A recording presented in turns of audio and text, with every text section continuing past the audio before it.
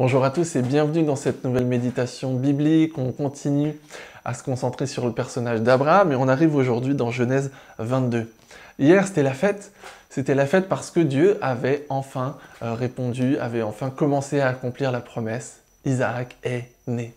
Et on laisse un petit peu de temps se passer et on arrive quelques années après dans ce chapitre où en fait il va se passer quelque chose d'assez fou. C'est qu'après avoir donné Isaac, Dieu va demander à Abraham de le sacrifier. Incroyable. Seigneur, pourquoi est-ce que tu demandes ça? C'est pas du tout ce que Abraham répond. Abraham va obéir. Il prépare tout ce qu'il faut. Il prépare tout ce dont il a besoin pour un sacrifice, sauf l'agneau.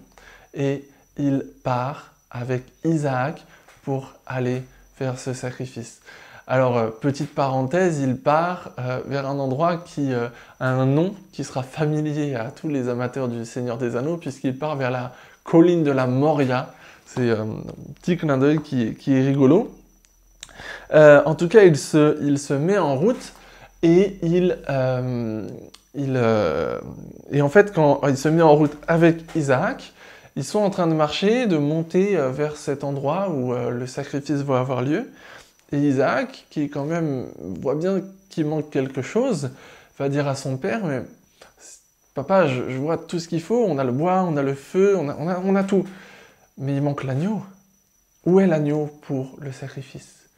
Et Abraham va avoir cette parole très forte quand il dit « Dieu pourvoira lui-même à l'agneau ». On peut se demander si Abraham savait déjà ce qui allait se passer, ou alors il avait une confiance en Dieu.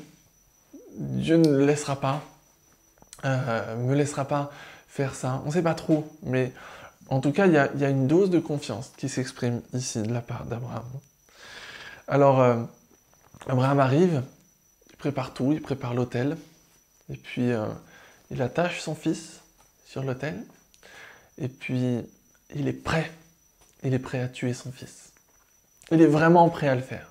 Il est vraiment sur le point de le faire, mais un ange l'arrête en lui disant non, ne porte pas la main sur le fils. Et à ce moment-là, il se retourne et il voit un animal qui est pris dans un buisson, et c'est cet animal-là qui va être sacrifié à la place d'Isaac. Il y aurait énormément de choses à dire sur ce passage, mais j'aimerais me concentrer simplement sur la raison pour laquelle Dieu a demandé à Abraham de faire ça. Pourquoi Dieu demande à Abraham? C'était dans le texte, c'est dit que Abraham doit faire ça pour montrer sa foi. Mais montrer sa foi à qui? Est-ce que Dieu n'est pas déjà très bien au courant de la foi qu'Abraham a? Dieu voit au plus profond de son cœur. Dieu sait très bien ce qui se passe en lui-même. Pourquoi est-ce qu'il aurait besoin qu'Abraham sacrifie son fils pour lui montrer sa foi? Et si ce n'était pas Dieu qui avait besoin de voir la foi d'Abraham? Et si ce n'était pas Dieu qui avait besoin de voir jusqu'où il était prêt à aller, mais en fait Abraham lui-même? Je crois vraiment que Dieu demande à Abraham de faire ça pour que Abraham lui-même puisse voir jusqu'où il est prêt à aller pour Dieu. Je crois que Dieu demande à Abraham de faire ça pour pouvoir lui révéler à lui-même son potentiel. Abraham n'était peut-être pas conscient de tout le potentiel qu'il avait, de tout ce qu'il était prêt à faire pour Dieu. Maintenant, il l'a vu. Maintenant, il le sait. Quel est le potentiel que Dieu veut révéler chez nous? Quelles sont les choses que Dieu va vouloir nous demander de faire et en fait, c'est pour révéler ce potentiel. En tout cas, il y a un potentiel que Dieu veut révéler chez nous.